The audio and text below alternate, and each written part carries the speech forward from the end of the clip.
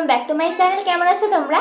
আমি তো খুবই ভালো আছি। তার কারণ হলো এই বছরের লাস্ট আমি আজকে একটা বিয়ে বাড়ি পেয়েছি গাইস, তো ঠিক তো থাকতেই হবে। দেখো পুরো রেডি হয়ে গেছি, কেমন লাগছে অবশ্যই কিন্তু কমেন্টে জানাবে। তো এখন যাবো আমরা গায়ে হলুদে।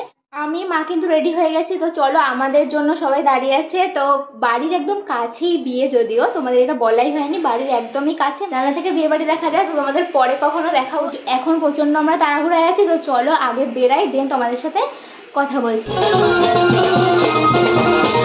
এই দেখো বেরিয়ে পড়েছি কিন্তু আমরা সকলে মিলে জল ভরতে যাওয়ার জন্য। আর তোমাদের সুবিধার জন্য বলে রাখি, এটা কিন্তু 2024-এর ডিসেম্বরের আমাদের একদম লাস্ট বিয়ে বাড়ি ছিল। আর তাই প্রথমেই সরি চাইছি তোমাদের কাছে, কারণ এই ভিডিওটা পোস্ট করতে আমার এতটা লেট হয়েছে। তাই তোমরা জাস্ট ভাবো আমি কতটা লেট খাই, যার কারণে কবের ভিডিও আমি কবে পোস্ট করছি। তবে যাই হোক, কথা বলতে বলতে কিন্তু অনেকটাই কাছাকাছি চলে এসেছি। যদিও বাড়ির কিছুটা দূরেই ছিল পুকুরটা। জানো তো গাইস, অনেক দিন পর কিন্তু আবারও একটা বিয়ে বাড়ি পেয়েছিলাম আমরা, যার জন্য আমি আর আমার মা তো খুবই এক্সাইটেড ছিলাম। যদিও নতুন বাড়িতে শিফট করার পর আশেপাশে সবার সাথে আমরা ক্লোজ হইনি, তাই একটু হলেও অকওয়ার্ড লাগছিল। এই দেখো এবার কিন্তু পুরো চলে এসেছি পুকুরের সামনে। এবার কিন্তু হবে কিছু রিচুয়ালস, যেটা আমরা কম বেশি সবাই জানি, তাই আর আমি আলাদা করে তোমাদের কিছু বললাম না। আর হ্যাঁ, যখন আমি ভিডিও ক্লিপস গুলো নিচ্ছিলাম তখন কিন্তু অলরেডি ব্যান্ড পার্টি বাজছে, যার জন্য কিন্তু আমি পুরো মিউট করে দিয়েছি, নয়তো কপিরাইট চলে আসতো। যদিও পুকুরের সমস্ত রিচুয়ালস হয়ে যাওয়ার পর আমরা ব্যান্ড পার্টির সাথে যারা যারা আসি তাদের সবার গায়ে এখানে জল ছেটানো হচ্ছিল।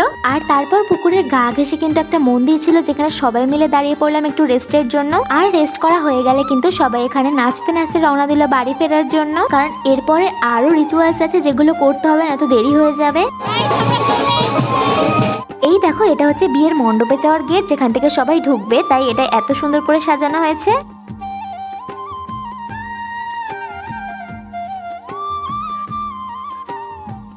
তো গাইস চলে এসেছি, একেবারে জল ভরা হয়ে গেছে। তারপর চলে আসলাম ওখানে, একটুখানি দুপুরে লাঞ্চ করে নিলাম। আর এখন তো এতটা শরীর খারাপ লাগছে, তাই জন্য ভাবছি এখন একটু রেস্ট নেবো। রেস্ট নিয়ে আবার রাতের মেকআপ আছে, রাতের বিয়ে বাড়ি আছে, তখন আছে মেন ধামাকা।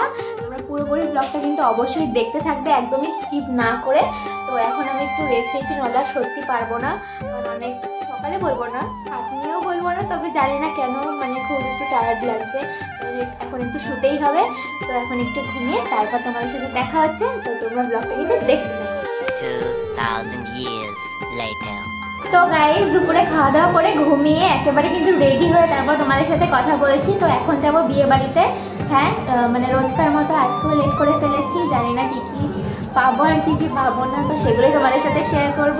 আমি রেডি হয়ে গেছি, আমি কেন সবাইকে রেডি করে দেন, কিন্তু আমি রেডি হয়েছি।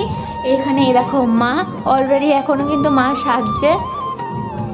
দেখেছো কেমন লাগছে আজকে? অবশ্যই কমেন্ট করো, আমাকে কেমন লাগছে সেটাও কিন্তু জানাতে হবে। আর মামি বোনদেরও কেমন লাগছে সেটাও তোমাদের দেখাবো। তো চলো তাড়াতাড়ি যাওয়া যাক। তো গাইস চলো এবার যাওয়া যাক। এ দেখো মা পুরো রেডি, আমিও রেডি, আর ভাইও রেডি থাকা। চলো এবার যাওয়া যাক। তো গাইস এখন আমরা যাচ্ছি কত জঙ্গলের মধ্যে দিয়ে, কারণ বউ একটা বাড়িতে বসেছে, খাওয়া দাওয়ার জায়গা আলাদা। তাই এই দেখো গাইস ফাইনালি কিন্তু আমরা গিফট নিয়ে চলে আসলাম একেবারে বউয়ের কাছে।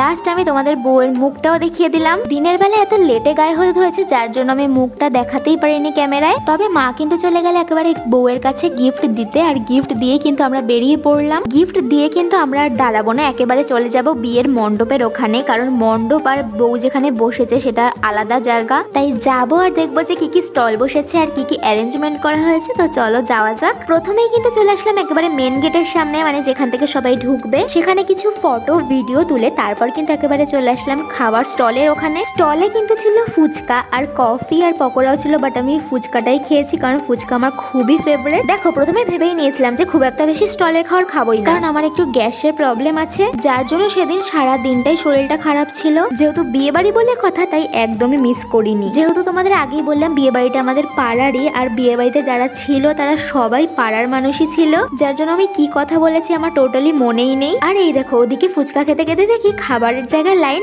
অনেকটাই কম। যদিও বিয়ে বাড়িতে সবাই রাত করেই খেতে বসে, তার জন্যই কিন্তু কম ছিল লাইন। আর তাই সেই সুযোগে আমরা কিন্তু একেবারে ডিনার করতে চলে এসেছি। যদিও আমাদের আগের ব্যাচ বনুরাই খাচ্ছিল, ওরাই আমাদের জায়গা রেখেছিল। এই দেখো আমার বোনু, আমি সাজিয়েছি, কেমন হয়েছে সাজানোটা অবশ্যই বলো। মামিকেও কিন্তু সেদিন আমি সাজিয়েছিলাম। সবাইকে সাজানোর পর কিন্তু আমি রেডি হয়েছি। তবে যাই হোক, বিয়ে বাড়ির মেনু কার্ড কিন্তু অলরেডি চলে এসেছে আমাদের হাতে, যেটা দেখে তো আমার ভাই খুবই খুশি, তাতে কোনো সন্দেহ নেই। এই দেখো আমরা চারজনই কিন্তু বসে পড়েছি একটা টেবিলে। আমি আর বাবা একসাথে বসেছি, আর ওদিকে ভাই আর মা একসাথে বসেছে। আচ্ছা গাইস, তোমরা কি কিছু খেয়াল করেছো যে আমি স্লিভলেস ব্লাউজ কিন্তু সেদিন পরেছিলাম? ভাবতে পারছো এই ঠান্ডায় আমি শীতকে জয় করে কিন্তু স্লিভলেস ব্লাউজ পরেছি। হ্যাঁ, স্টাইলিংটা সব থেকে বেশি ইম্পর্টেন্ট। শুধু আমি কেন, স্টাইলিং এর জন্য মেয়েরা সবকিছু স্যাক্রিফাইস করতে পারে। তবে এই দেখো কথা বলতে বলতে কিন্তু এখানে ডিনার সার্ভ করা অলরেডি শুরু হয়ে গেছে। আর সেটা দেখে জাস্ট আমার ভাইয়ের রিয়াকশন তোমরা দেখো, মানে আমি বুঝতেই পারলাম না যে ও কি দেখাতে চাইলো বা করতে চাইলো। তবে যাই হোক, এবার কিন্তু চলে আসলো আমাদের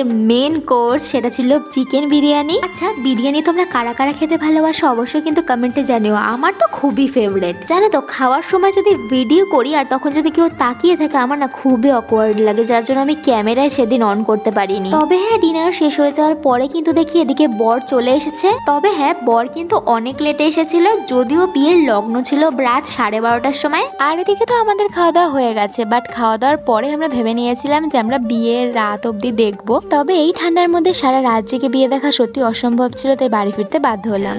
2,000 years later. একেবারে তোমাদের সাথে আবার কথা বলছি দুদিন পরে, কারণ বিয়ের হয়ে যাওয়ার পরে আমি অনেক রাতে চলে এসেছিলাম, মানে অনেক রাতে বিয়ে ছিল, যার জন্য আমি সমস্ত কিছু তোমাদের দেখাতে পারিনি। আর আজকে হচ্ছে সেই বাড়িরই বউ ভাত, যার জন্য আমাকে আর আমার ভাইকে ইনভাইট করেছে। তো ভাবলাম যে একসাথে দুটো রিচুয়াল একটা ব্লগে আমি তোমাদের সাথে শেয়ার করব। তো আজকে আমরা যাচ্ছি বউ ভাতের অনুষ্ঠানে, দেখো পুরো রেডি হয়ে গেছি।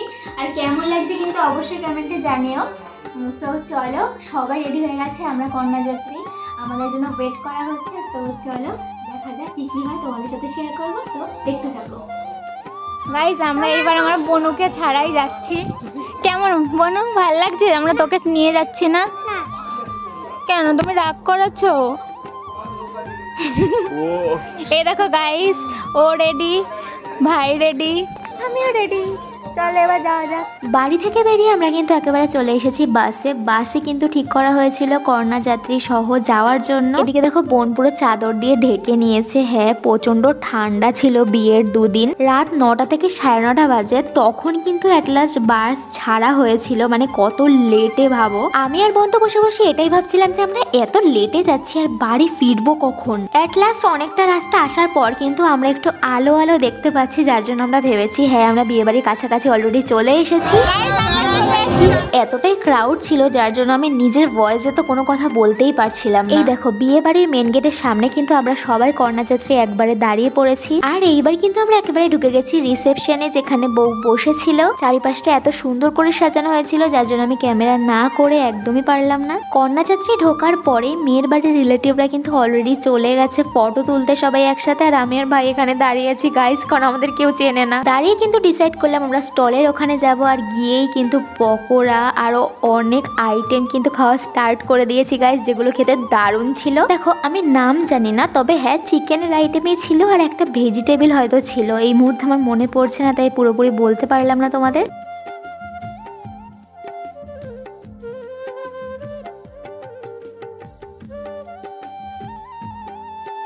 যদিও আমরা অনেক রাতে পৌঁছেছি, তবে জাস্ট বিয়েবাড়ির ক্রেজটা দেখো গাইস। বিয়েবাড়ির ক্রেজ দেখে আমি তো এটাই ভাবছিলাম যে কখন খাওয়া দাওয়া করবো আর কখন বাড়ি গিয়ে একটু ঘুমাবো, কারণ আমার খুবই ঘুম পাচ্ছিল, অনেক রাত হয়ে গেছে। তবে খাওয়ার থেকে বড় কথা সবাই এখানে ভিডিওগুলো এনজয় করছিল, কারণ খুবই ভালো লাগছিল বিয়ের সব সিনগুলো দেখতে। তবে হ্যাঁ, তার কিছুক্ষণ পরেই বরের বাড়ির সব রিলেটিভরা ডিসাইড করলো যে একটা কেক কাটিং করবে, আর যার জন্য সবাই ভিড় করে পুরো জমা হয়ে গেছিল। আর এমনিতেও কেক কাটিং এর সময়টা সত্যি বলতে খুবই এনজয় হয়েছে। সত্যি এই সময়টা এতটা ভিড় ছিল যার জন্য ঠিকমতো তো কেউই আমার মনে হয় কিছু ক্যাপচার করতে পারেনি, মানে এত উঁচুতে হাত ওঠাতে হয়েছে, মানে তোমাদের কি বলবো। আর তার মধ্যে হঠাৎ একটা সেলের মতো ফাটানো হয়েছে যেটাতে আমরা সবাই খুব চমকে গেছিলাম। পুরো সেল বলাটা তো ভুল, কারণ দেখতেই পাচ্ছ যে কত কিছু কাগজের মতো উঠছে।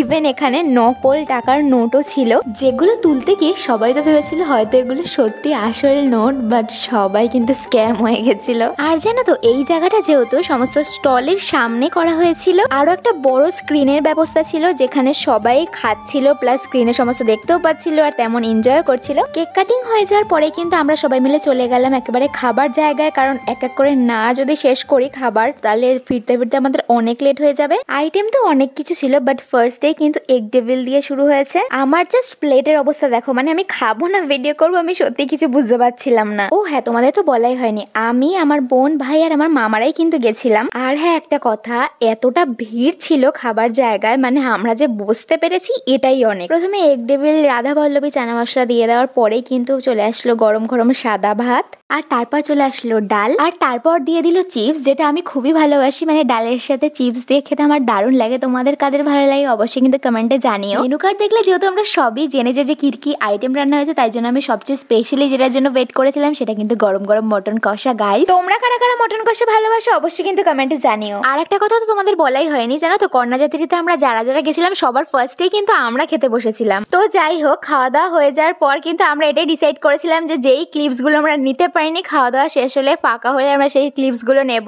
আর এমনিতেও 12টা সাড়ে 12টার সময় এত পরিমাণে ভিড়, মানে আমরা কখন খেতে বসতাম আর কখন উঠতাম আমরা নিজেও জানি না। তবে যাই হোক, আমাকে কেমন লাগছে শাড়ি পরে অবশ্যই কিন্তু কমেন্টে জানিও। তো যাই হোক, খাওয়া দাওয়া শেষ করে আমরা ভাবলাম যে আমরা এখন বাসে গিয়ে বসি, কারণ কোথায় বা দাঁড়াতাম, কারণ আমাদের খাওয়া তো শেষ হয়ে গেছিল বাট সবারই খাওয়া বাকি ছিল, আর তার মধ্যে আমরা কোথায় গিয়ে দাঁড়াতাম। তাই আমরা ডিসাইড করলাম যে ঠান্ডার মধ্যে বাসে গিয়ে বসাটাই ঠিক হবে, অ্যাটলিস্ট আমাদের ঠান্ডা তো লাগবে না। তবে বাসে তো চলে এসেছি, এইবার হচ্ছে আমাদের ওয়েট করার পালা সমস্ত কন্যাযাত্রীর জন্য, যে সবাই কখন খেয়ে আসবে, দেন আমরা বাড়ির দিকে রওনা দেব। কিন্তু বিশ্বাস করো 2 ঘন্টা 2.5 ঘন্টা মতো আমরা বসেছিলাম। যদিও যখন আমরা ডিনার করে ফিরি তখন হাতে গোনা কয়েকজনই ছিল বাসে, বাট তারপর বাসটা ছাড়ে। তো গাইস, একেবারে আমরা বাড়িতে চলে এসেছি, আর তোমাদের দেখানোর কিছু নেই, কারণ মানে অনেক লেট হয়ে গেছিলো সবার খেতে খেতে, তারপর বাসে উঠতে উঠতে, বাস চালাতে চালাতে অনেক লেট হয়ে গেছে। এখন একটা কত বাজে, মানে 1:45 মতো বাজে, আমরা এখন বাড়িতে এসে পৌঁছালাম। আর ব্লগটা এখানেই শেষ করছি। ব্লগটা কেমন আছে অবশ্যই কমেন্টে জানিও, এরপর কী ব্লগ দেখতে চাও সেটাও কমেন্টে জানিও। তো আজকে ব্লগটা এখানেই, দেখা হচ্ছে নেক্সট কোনো ব্লগে। ততক্ষণ তোমরা ভালো দেখো, সুস্থ থাকো, আমার ভিডিও দেখে দেখো, বাই।